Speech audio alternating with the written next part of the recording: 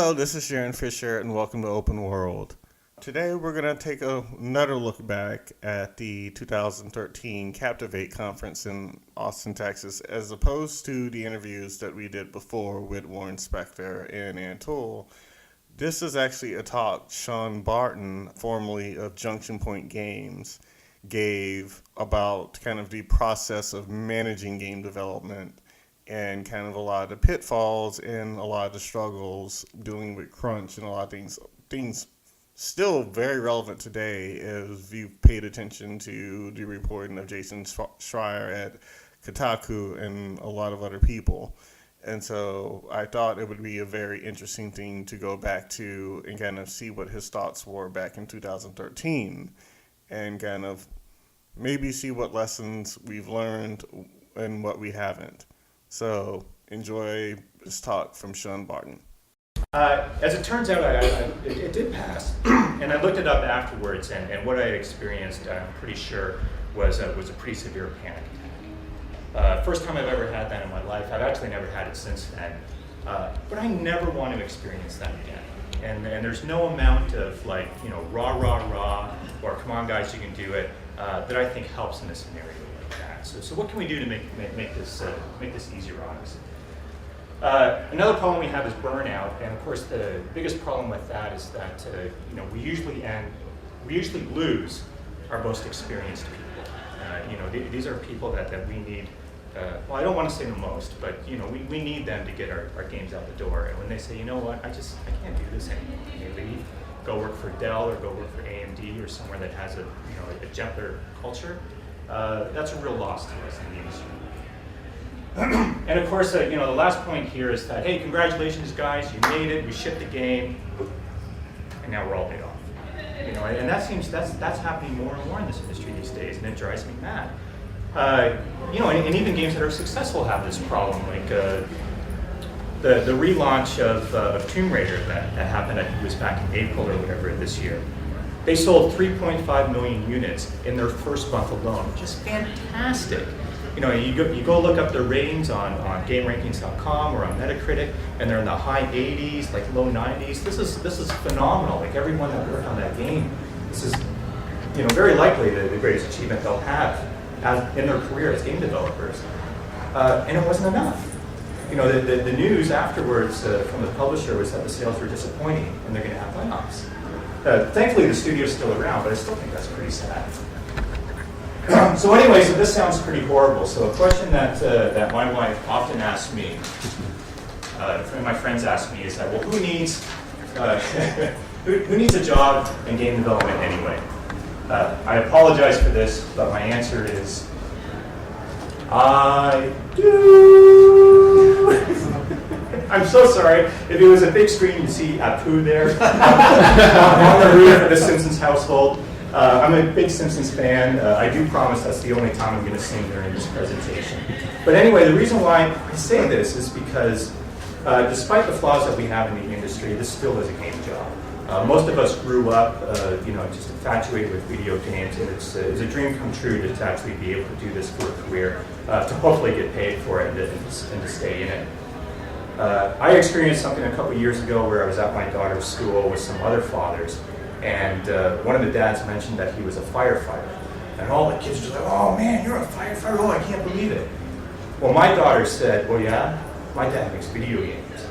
And all these kids that were around the firefighter, why do you make video games? Oh, that's it, I can't believe it, oh, whatever. So, we are cooler than firefighters. So I think that gives us some something to be proud of, and it's and that's the reason why in this industry I'm not ready to give up, even though I have been doing it for a while now, and I get tired easier or faster than I used to. I still have enthusiasm for it. I still want to see it work out. So how do we make it better? And these are the three things I'm pretty much going to focus on. The first one is the most important realization that we need to have as game developers. I'll get to that soon. The second point is that we want to keep our relationships healthy. Matt, you and I know what some of that is about. And number three is, we have to fix our culture. Our working culture has to be repaired. So the most important realization making games is hard. For people that pay attention to Valve, I'm sure we all remember this this press release that they put out a couple of years ago. What they were doing here is they were saying that that Portal 2 was going to be delayed by 6 months, and their answer to that was like, "Look, guys, making games is hard. We just need more time." Now, I don't want to talk too much about the experiences that we had on the Epic Mickey franchises, because at the end of the day, there's people on these teams that mean a lot to me. I don't want to make it sound like I'm bashing the experience, and if I had to do it all over again, I would. So I want everyone to keep that in mind. But making Epic Mickey, the first Epic Mickey, is what I'm talking about now, was pretty hard too. And what happened was down back in 2010, we went to E3 to show off Epic Mickey for the first time, and the reaction that we got from the press, from the fans, was phenomenal. I've been to E3 before for different games. This was special. People were lined up for hours for a chance to play the game, and as I spent more time at the booth, I noticed that we were getting more awards piled up around our consoles and around our displays. So we walked out from that knowing that you know what, we really have something special on our hands. For a lot of us, this is an opportunity we're not going to get again. And the graphic I have here is actually from the IGN website. This was actually pretty common. We saw this sort of thing with other journalists. But we won Best Wii Game that year as far as E3 is concerned, and they had us against Donkey Kong Country, against the latest Zelda game, against Sonic the Hedgehog, against Kirby's latest game. And for someone who grew up, just in love with these franchises, and to know that this is the company that I'm keeping, it was incredible. I couldn't believe it. And I was so supercharged. And we came back from that knowing that we need more time. And the greatest sin that was ever committed against us and against the Epic Mickey team, and I'm sure it's based on money, is that somewhere up the chain, when we come back saying that, look, we have a real chance to be Game of the Year, to be up there with Zelda and Sonic and whatever, the response was, you know what, guys, no, you're not getting extra time. Get the game done for Christmas 2010. We worked really hard. We only had about 4 months at that point. We did get the game done. I'm extremely proud of everyone, the work they put into it. But we worked ourselves pretty hard, and when the game came out, it sold very well. I'm happy about that. The reviews were not too bad. We had some that were 100%. We had some that were a good bit lower than that. I think we ended up somewhere around 73, 74. The thing is that we all knew we had a much better game than us. And I just wish we had that. I wish we had done what Valve had done. So when they released their game, I think Portal 2 ended up selling like 5 million units and had a rating of like 95%. So anyway, outside of that, we need to reduce our scope in this industry. Feature complexity, is there any programmers here? The feature complexity, the algorithmic complexity of that is n squared. And what I'm saying there is that if we take if we take our game and we add like a second big feature to that, our job doesn't become twice as hard. It becomes 4 times as hard. If we add a third big feature to the game, our job is now 8 times as hard. And the reason why is because all of these features have to depend on each other. They all have to work together. One thing that it seems like we have to learn this over and over again is that if crunch alone fixed this, no game studio would ever close, because they all do this. And we still end up with games that fail. We still end up with games that don't sell well, and studios that have to close down. For people that are nervous about only having, not having 5 or 6 big features, but instead only having like 1 or 2, my recommendation is to look at the games that are successful, that do that well. One of my favorite examples is Batman Arkham Asylum. When it came out, there's no multiplayer in the game, even though fans were craving for Batman and Robin to play together. There was no vehicles in it, for Batman to drive around with, even though like the fiction has the Batwing and the Batmobile and whatever. And in my mind, they really only focused on two things that make Batman cool. His stealth and his hand-to-hand combat. And I think they nailed it. I think anyone that's ever played that game would agree that it's fantastic. And I think it's telling that they're now they're about to release their third game in the franchise, and we're finally starting to see some multiplayer there. So these are guys that know how to grow slowly over time and to protect the key features of their game. And I think that's something we should all try to follow. So big features. This is something that we've heard of from time to time as saying, how do you eat an elephant? That's kind of a way that we might approach a big feature. We break it down into smaller chunks.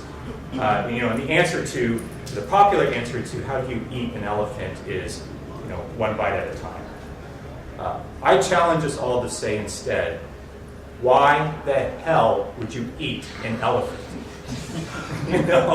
So, and really what I'm getting at there is that we need to question ourselves, like, do we really need this feature in the game? Do we really need to make our jobs harder? Because making games is hard. Do we need to make it harder by adding more features? And I think more often than not, this is what my experience has taught me, the answer is no. One thing that I hear often from my peers is that, well, Sean, it's either go big or go home. My answer to that is I've heard that all my career. What happens is we go big, and then we go home permanently. I don't like that.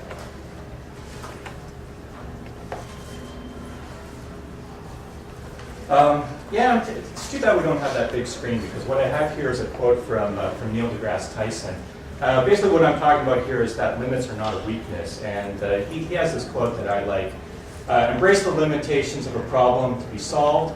Therein lies the true source of innovation. And it's not weak sauce to not have every feature in the game. It's not weak sauce to have multiplayer, a character creation screen, a big open world, whatever. The key is that we only have so much that we can do with the resources that we have. We have tools that are already available to us. And it's best if we can, use those limitations to guide us and try to build the best game we can inside that box. We have a box of crayons. Let's use those crayons to make something special. Also on this point, the first time I experienced something like this was about 10 years ago. I was working with John Van Canahan. Does anyone know who he is? He founded New World Computing. He created the Heroes the Might and Magic franchise. Oh, okay, right on. So I enjoyed working with this guy a lot. Unfortunately, I don't think it was short-lived because our game's canceled. Damn it. But there was one time where he came to me with a really tricked-out special effect that the art team had made. And he said, Sean, I want you to do some research. Find out how many of these special effects we can have on the screen at one time before we start having performance issues. So I went and did that, and I found out the answer was 6, which seemed pretty low to me. And I actually felt pretty sheepish about that as a programmer. So I said to him, well, you know what? Why don't you just give me some time, let me go into the particle system code, let me see what I can do. I'm sure I can find some optimizations, maybe, bring that number up to a couple dozen or whatever. And it shocked me. I've never heard this before as a programmer, but he turned to me and said, no, Sean, you have enough on your plate, you're busy enough as it is. My job is to make a good game where I can only have 6 of these on the screen. And it left me in tears. I couldn't believe it. Ever since then, that's the experience that I've been looking for. That's the experience that, as much of my power when I am in the lead position, I try to bring that out. My biggest challenge as a programmer along these lines is I don't know, or I don't have a perfect formula for knowing when given a task or given a feature and it's not working out, how do you know when to keep plugging along, try a bit harder, or to back off and say, you know what, this just isn't working, we need to switch gears, we need to focus on something else that's going to give us a better payoff. And the thing is that I struggle about this all the time. I've made mistakes in both directions in my career. I've had times where I've worked on something again and again and again and again, and finally it just I've wasted so much time, and I should have been working on something else, and we have to move on. And also, as a lead, I try to protect my guys from doing too much work, and there's been times where I said, no, we don't want him working on that anymore. It's not working out. But then he worked a little bit longer on it for like a day or two, and it panned out. So, and I have to eat my words and say, well, yeah, I guess I called that one wrong. So the thing about that is that there's no easy answers to that. Making games is hard again, but I at least want to have that discussion as a game developer. So the second thing I want to talk about is keeping relationships healthy. Mostly what I'm talking about is cross-discipline relationships. It seems to me that programmers share the same set of values. Same goes for designers, same goes for artists. When I've seen things go wrong in actually every studio I've worked at, for some reason, it's always the designers and the programmers that are having the issues. Would you agree with me on that? Yeah. For some reason, the artists get along with everyone. I don't know what the deal is with that. Good luck, guys. When I think about it, the reason why designers and programmers had such a hard time getting along together, and I don't know, you might want to crunch up and see the funny thing that I'm about to show you, is that we're talking about a different kind of cat. The designer cat is I can has. The programmer cat is the grumpy no, right? So here I have here, designer cat, no. I can has split screens, no. I can has lip syncs, no. I can has open worlds, no.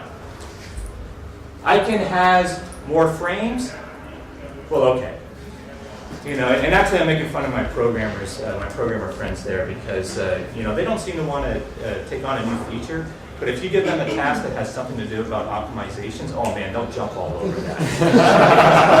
And I actually think we emphasize that so much, and instead of like, well, what can we do to make life a little bit easier for the guys that are creating content, either the artists that are working on the pipelines or the designers that need support or new features to make a new game. So designers and programmers at war with each other. So the programmer's job is to manage complexity and dependencies. New features are a threat to that. We're in control of this code base.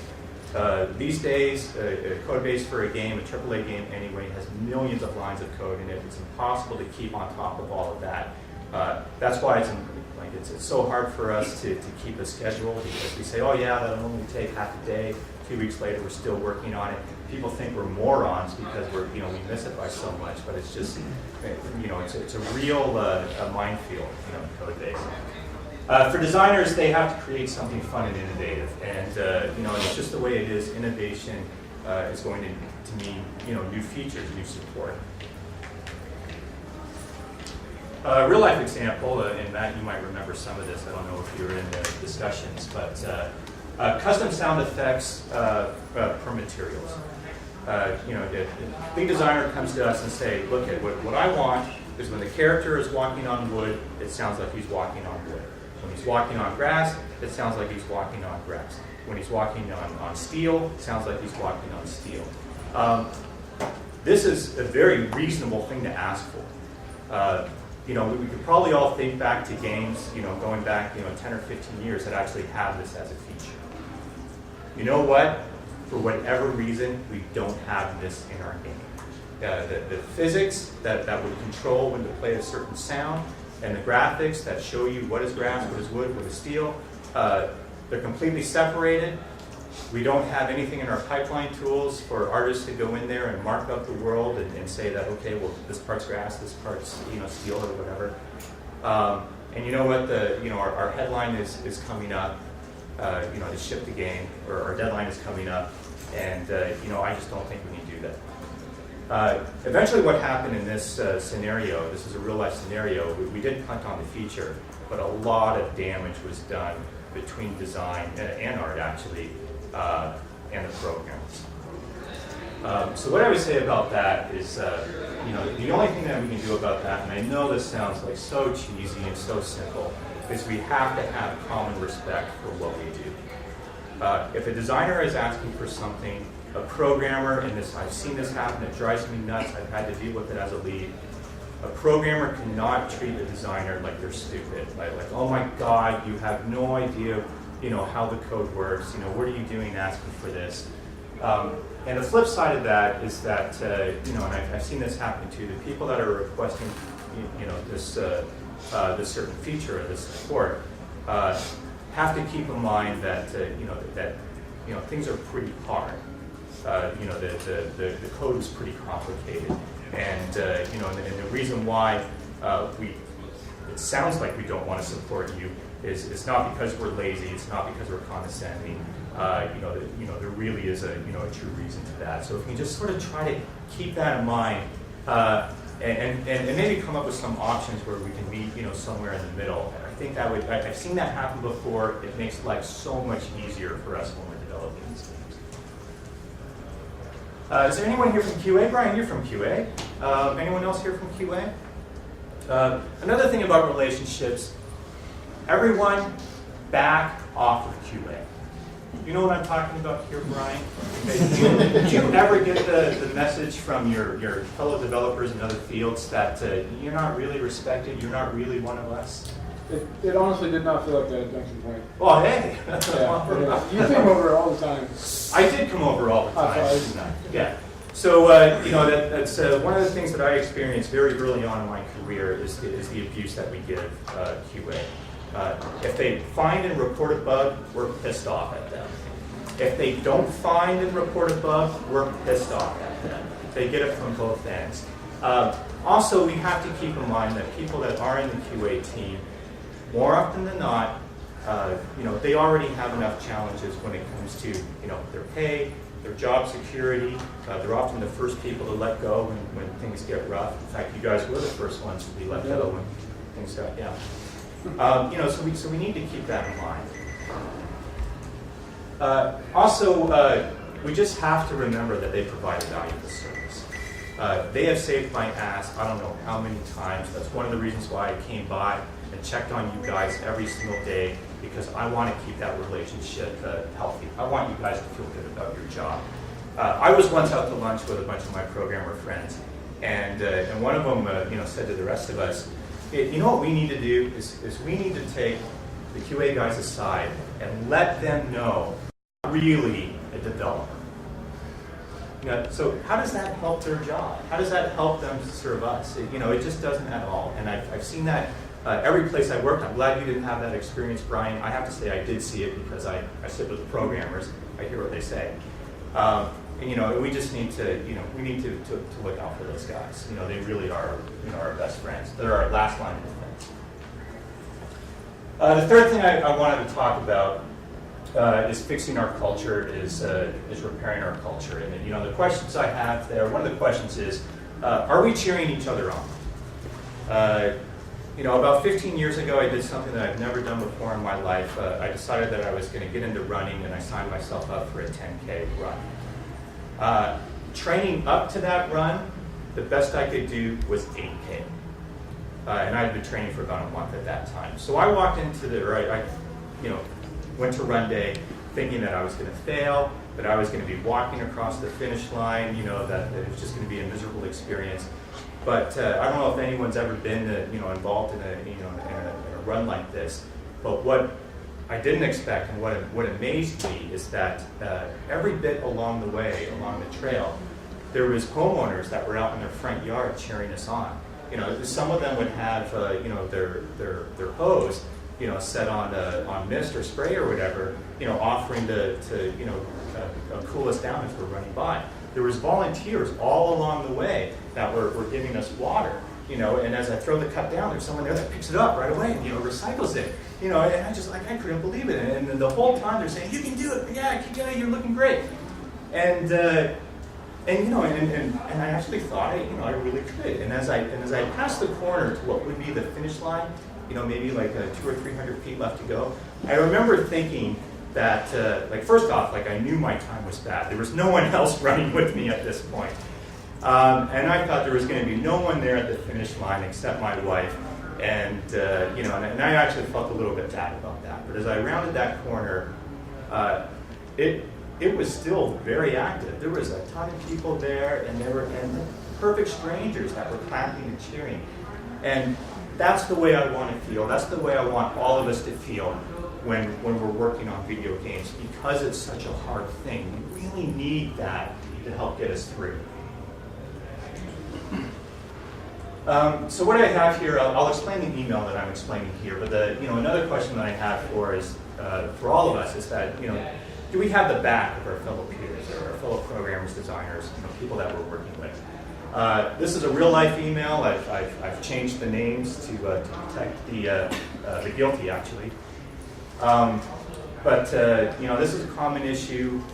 Someone's working on a problem. You're a programmer. You submit the code at like 6, 7 o'clock at night. You go home for the day. Guess what happened? What do you know what happened, Mr. QA? Bill didn't. Bill. You broke the bill, Yeah. right? This happens, and it's pretty frustrating. And of course, the issue with that is that if the build is broken overnight, QA comes in the next morning, they don't have anything to test. Their schedule is actually for that day is going to be put off by about 4 hours in our case. It made life pretty hard for you guys when that happened. So an automated email goes out to the team saying that, hey, the build's busted. And in this email, this is a real email. It's from Sean, but it's not really me. And he's saying, oh, looks like Terrence broke the build. Don't worry, I fixed it. And excuse me, I was the lead when this example happened. And if there's anyone that needs to know, hey, who's to blame for the build being broken, it would have been me. But I was actually more disappointed that one of my programmers threw another one of our programmers under the bus and embarrassed him in front of the team. Even though that programmer was in the wrong, he did make a mistake. So I think a better example, and this is something that I do, I encourage everyone to do it. I'm working late one night, someone submitted some code, they broke the build, I look at it, okay, it's an easy enough fix. I just sent an email out to the team that says, hey guys, build is fixed with this check-in, just letting me know. That way, other people that are monitoring email know that, okay, it's been resolved. I'm not casting blame to anyone. And honestly, if someone reads that email and thinks that, well, maybe I'm just fixing the mistake that I had caused, I don't care. I'm looking out for my fellow man. And every time that something like that happens, I come in the next day, and I get an email from the guy that did broke the build saying, hey man, you rock, I really appreciate that, thanks for catching my problem. And I think that's a better, stronger way, to work with our peers. Another thing I'd say about repairing our culture is that this is a trap that I think all of us run into, is that you do not want to negotiate a schedule. If you're asked to go off and okay, let me know how long this task will take. You do your work, you come back and you say, yeah, I think that's going to take about 4 days. If your producer, if your lead, whoever it is that's managing the schedule for you, says, well, can you do it in 2? Don't do that. So, no, I've done the research, I've looked into it, it's going to take 4 days. And the reason why I say that is that you actually might be wrong that it's going to take 4 days, and when you are wrong when it comes to making a tech schedule, it's usually against you. Instead of it taking 4 days, it's going to take 6. So you don't want to be negotiating a schedule where someone has what is going to be a 6-day task down to 2. I would say be wary of any language like, hey Matt, are you signing up for this? Because when you hear that, it's a trap. This is kind of a dirty trick that I think that I've seen managers pull off, is that when we're working on a schedule with someone, we might ask them to repeat after me that, hey, you're signing up for this, right? And really what we're doing is that when the task comes off the rails and you're falling a little bit behind, then we can flip that bit and say, well, you know what, dude, you signed up for this. You're going to have to work this weekend to make up for it. I don't think that's healthy. It leads to us having a bad culture. The best way to fight that If someone asks you, hey, are you signing up for this? I respond with, well, you know what? I will let you know the second it looks like I'm going to miss this deadline. And you have to follow through on that. If you tell your boss the day before something is due that, oh yeah, it looks like I'm getting some extra time, then there's going to be some trouble there. But if you still, have a couple of days left and you're letting them know ahead of time, I think in a reasonable environment, they should be able to say, okay, thanks for letting me know. Let's see what we can do about this. And it shouldn't always be crunch. Speaking of which, oh my God, with crunch already. It's still an embarrassment in our industry. And it's so obvious that it's bad on the productivity of the people that are doing the work. It's bad for their relationships back home. My wife is actually not too bad about it, but I have 2 young children right now, and they get pretty upset with me when I'm away from home for weeks or months at a time. Having said that, I think there are some other things that the people that are making decisions need to keep in mind. And this comes from my leadership experience, that crunch actually makes effective management impossible. Part of my job as a lead is to motivate people that answer to me. That is impossible to do when they're working 60 or 70 hours a week. In fact, I think you guys were working 80 hours a week, right? It is difficult, very difficult to correct people that are problems, that are underperforming or turned into personnel issues. How do you go to someone who's working 7 days a week and say, hey Matt, I don't think you're pulling your weight. It just can't happen, right? And also because this is the game industry, because we're all so well connected, word gets around town, and this has happened to me before. I hate trying to recruit people to join our team and having them say, man, I heard things are pretty rough over there. You guys work your guys to death, so no thanks. So it becomes very difficult to bring on new talent. That's just bad. Crunch makes LinkedIn more attractive. Not to focus too much on how easy programmers have it, but it's kind of a golden age for people that have a degree in computer programming. It's pretty easy for us to find jobs. When we shut down the Junction Point studio, we had 30 programmers on staff. A couple of them actually decided to take a break for a while, but out of the 20 to 25 people that decided they were going to go out there and look for a job, they were all employed within 3 weeks. And I know that because I was very much involved in helping them along the way. The point is that every programmer's email account on really a daily basis is buzzing with requests from LinkedIn, from recruiters, and for other people in the industry that are saying, hey, you want to come and join us. As a lead, my only firepower against that is to provide an environment for you that you love, enjoy, you feel like you're being productive, you're able to have a life outside the home, and whenever those LinkedIn requests come in, you say, you know what, I've got things pretty good, thanks anyway. So if you're one of the guys that is making the decision of when to go into overtime or not, I do want to say that I am not a purist. I actually do believe there are times, especially when you're approaching ship of the product, that you just do need to have to put in a couple of extra hours. I would say before that, you want your employees to witness you handling 1 or 2 crises without resorting to overtime. So you know what, okay, this has gotten a bit behind or it's gotten off track, let's find another way to solve it. Cutting the feature that's not working out is a great way to do that. As a note, extended overtime, the kind of stuff that is ridiculous, that's ongoing, that's like a death march or whatever, that's a very expensive withdrawal that you are making from your bank account. So I want people that are leads at studios to make sure that they have made some very hefty deposits into that bank account before making that withdrawal. In my experience, and I have seen this happen before, if the employees get the feeling that you're looking out for them, they'll be for you when you need it.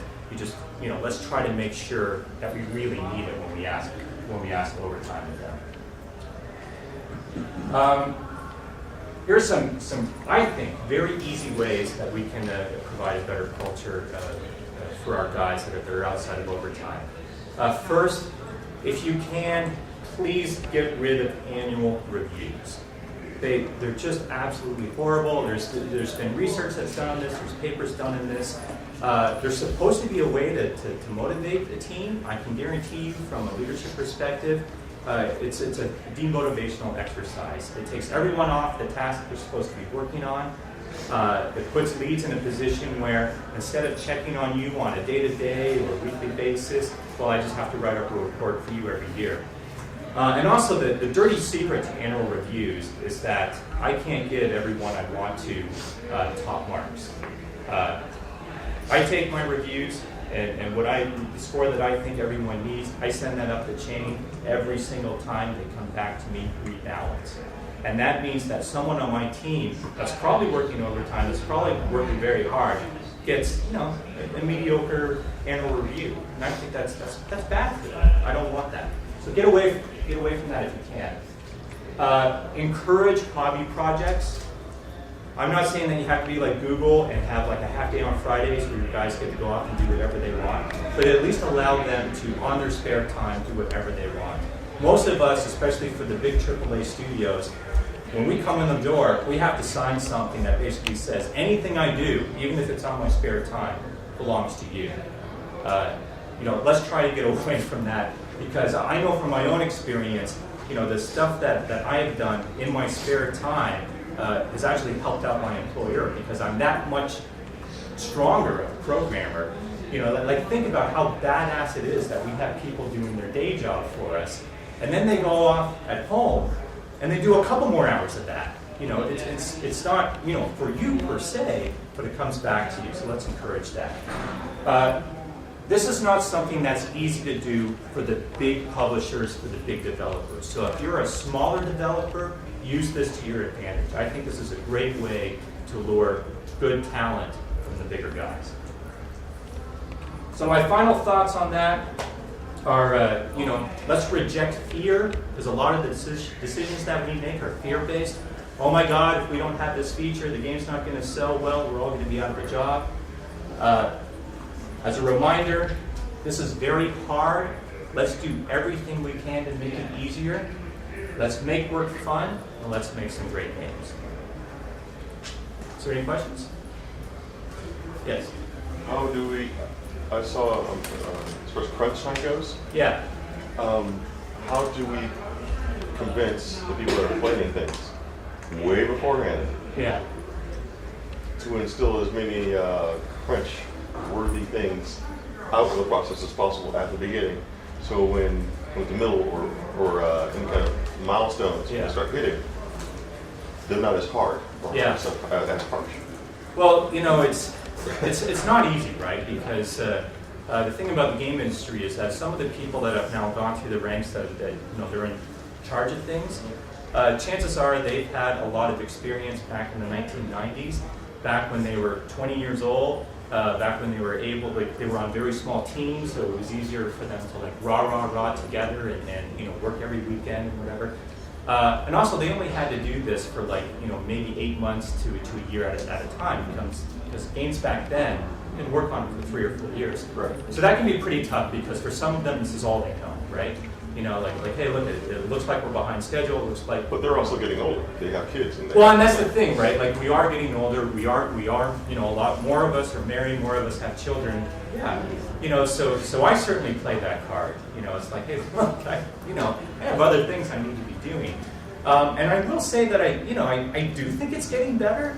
The crunch that I worked on the Epic Mickey games actually was much better than the crunch that I worked on for my games when I was working back at Microsoft. I don't know what to do to get that through to someone if they're in charge and they don't share that priority. Right. What I would say is look out for what happens the first time you guys are challenged, and that's probably going to be the way things are going to be for the rest of the development. Right. If the first thing that happens is, hey, a CEO is coming into town, he wants to see the game. And if you guys are like, oh man, let's work all weekend to make a great demo, then that probably means you're going to be working every weekend for every crisis that comes your way. And you might decide, is that what you want to do? Right. You know, and I'm not afraid to walk away from work anymore if that's. I say all that because I guess it's a game conversation, but this is also parallel to the film and VFX. Oh, world. sure. So I'm on that side, but Yeah. so this also same conversation basically. Yeah. Yeah, well, you know, let's hope the guy in charge has a wife and 3 kids, and he loves them, you know? In this particular case, I am the guy in charge and I have 2 kids, so yes. All right, excellent. Well, you mentioned things like it's okay to cut a feature, Yeah. get rid of annual reviews, Yeah. encourage hobby projects, and I absolutely agree with those. I'm coming more from a producer project manager position. Yeah. And I've done some programming, I'm not the greatest, this guy can back me up on that and calls me project manager weenie, so. No, I called you project manager guru, okay? Oh, I okay. let you shepherd the rest of them. Oh, okay. But I'm the project manager at Midnight Studios, and this is something that I'm really trying to, you know, get the culture for our team to be less stressed, less Yeah. all that, and it's one of my real big goals to motivate other people, you Yeah. know, and kind of get that buy-in. So aside what you would recommend is, you know, features, getting rid of annual reviews, hobby projects, you know, what are you looking, you know, as a designer and a programmer, what are you looking for out of a PM, out of a, you know, producer, like interpersonal skills, that, you know, that kind of stuff. The person that you want to work with every day, like, what are you looking for? Well, you know what, I thought we had some really great PMs on the Yet with Mickey games, you know, and thinking back to the people that I, you know, appreciated the most, these were people that, like, you know, because your job goes both ways, right? Because you have to report to the higher ups, but you also have to make sure that, you know, the people that are actually doing the work have the right motivation to do that, and, you know, have all the tools they need. But the thing that I love the most in PMs is, like, I don't know, like you guys remember Donna. Like, she was a PM that we had on the Get It Mickey games, and she would go right up to the brass and say, no, these guys are not doing this. And you know, that's not always an easy thing to do or say. You know, you have to have a bit of guts for that. But you know, I really want someone who's looking out for the people that are doing the work, because we need these guys firing on all cylinders.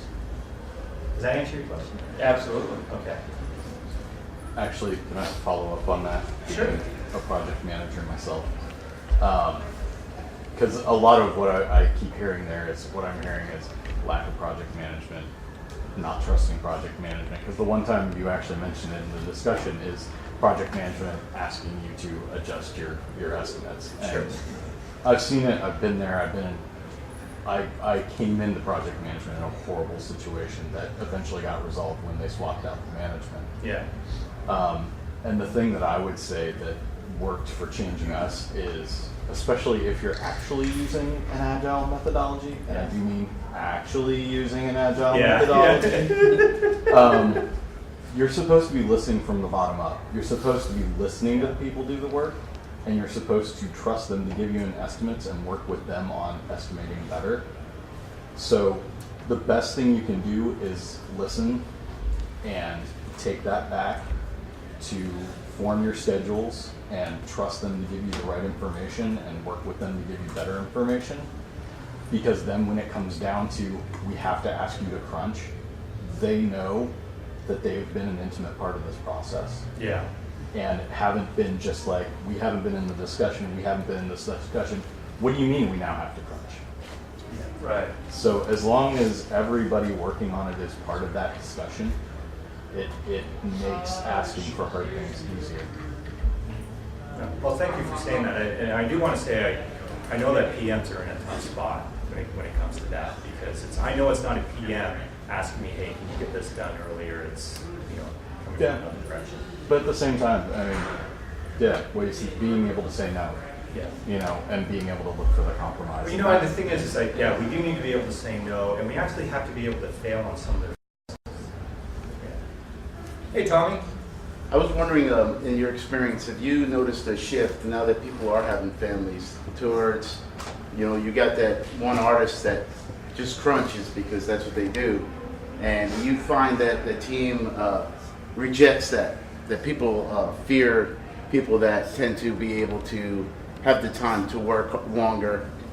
For whatever reason they want to work longer, it just seems like there's kind of a shift in attitude towards that. Even though it doesn't directly affect anybody except that person's life, the people might feel threatened by that one person that's in there on the weekends working on their stuff. Yeah. So if I have the tools to do this, and I don't always do, and I see someone that, for whatever reason, he's in there often late nights or weekends or whatever on his own accord, I actually try to encourage the guy not to do that, because. For what reason? Well, for one thing, I don't want other people thinking that, oh gosh, if I want to succeed. So that it is a problem. Oh, I think so, right? It's like, hey, dude, balance your life out. Go out and enjoy nature. Get a girlfriend. Whatever. Right? But that's but maybe that person's trying to get up to speed on the tech so that they could be producing, and they're frankly addicted to their workaholic. Yeah, well,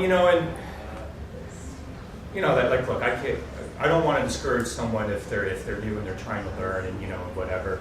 But I still want to keep an eye on that person and just making sure that they're not getting burnt out, and also let them know that although I see it, it's not going to be the way to getting that 5 out of 5 annual review rating. Well, if that person ends up producing at the level of everybody else, if not a little bit further, that's good for them. But as a morale for other team members, they don't want to see people crunchy. They don't want to be leaving while people are sitting at their desk. No, they don't. And there's like a popular anti-pattern named after that. I think it's called hero culture, if anyone knows. But you see the one guy that he's always there. He's being the hero. So hey, I have to be the hero. Yeah. And then you have like this arms race where people are working more hours than each other. And that you're in that kind of culture. You're not looking after each other. So I want to watch out for that. Interesting. So a lot about like what you were saying, what you're talking about with project managers and producers, and what you're looking for people, and how do you keep some of these things from going into horrible crunch where some of your strongest muscle ends up quitting because they don't want to deal with that in their life, and they've been offered other jobs that aren't crunching and paying a little bit more. Yeah. How do you keep that mentality and that camaraderie for your best muscle not leaving and having everybody else smell blood and water, and then it eventually comes to a game stopped being made. It didn't have to stop being made. Everybody was crunching. The production budget was there, but then some of your strongest muscle left, right? Something that Valve does and Unity does too, and I try to promote it as much as I can. And I think it answers a lot of questions for your producers leveling up, your old project managers that might have last time they did active work was back in the 90s or something. Yeah. The studios that don't have that, I've seen they have like built into their system of like experimentation. Like Unity does it every Friday. It's like their tradition. It's like Friday is not the time for work. You're supposed to like play and like try to like do something that's not project based, but it's like it's something that should be there in the industry. And Valve does something similar where it's like you always have this opportunity so those overachievers and stuff, they have that venue to express themselves, because as a creative artist, I think you want to get there, right? So a lot of what I've seen, I don't know, is like when studios or organizations foster that, like that kind of like, hey, think outside the box, and this is your allotted time. Yeah. The time on actually is much more sharper, and then it gives you that extra flex time for those crunch times that you do need to fill that in with actual crunch work, and then you feel like your studio's totally in overdrive because now you're even more productive than you're used to. So I don't know. I think as an artist or as a programmer or as a designer, like hearing that a studio does that and you have it makes you want to work at that studio. Yeah. That you have this ability to express yourself on Fridays. That's like awesome. It's not always going to be there, but wait, that studio has fun? And not only that, but they never dip into the red, right? Because they've planned that ahead, and then there's a lot of that interpersonal communication that gets squashed because the opportunity to work late gets taken care of at work. Well, when we see companies doing that successfully and they don't dip in the red, they're making money, whatever, we need to promote that as much as we can. Yeah, I think it's awesome. Every developer that I talk to, like whenever you're talking about Valve to people, it's like you're describing some utopian communist society. And like, yeah, well, it actually can't really work that way, can it? But I mean, it'd be awesome to. And I think as a project manager, you want your team to feel that way. And as a team member, you definitely want your project leaders to lead you down that path. So I'd love to see that a lot more. Yeah, I agree. You're talking about other kind of perks that you can put on the table. What we try to develop as well as a 980 schedule. And it works out, it's kind of a win-win, where you're doing basically 9 days of work over a 10-day period.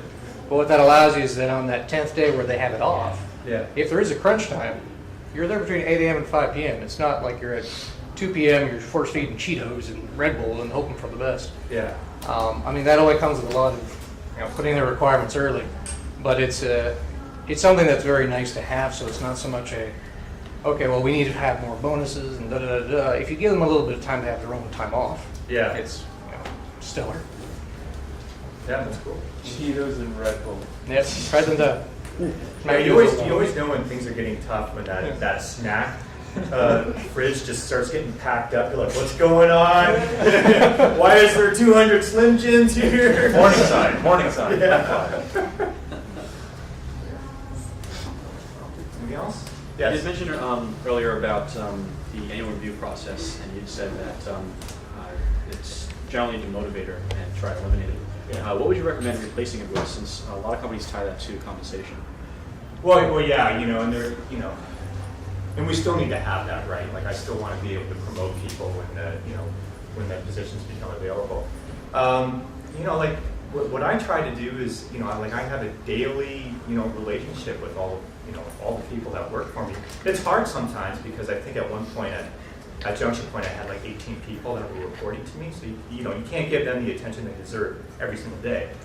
But and just to go back on like one thing I hate about annual reviews is that if I'm having a personal relationship with you every single day as your boss, where I'm telling you that hey man, you can do it, way to go, you're doing a great job, and then it comes to the end of the year and I'm like, yeah, well here's your score and it's average. That sucks, man. It's easier to do this when you have smaller teams, but I think you want to have that day-to-day contact with your guys, and that way, like if you really think that someone has leveled up, you want to give them a bit more, you want to promote them or whatever. Why wait until an annual review, right? Do it now.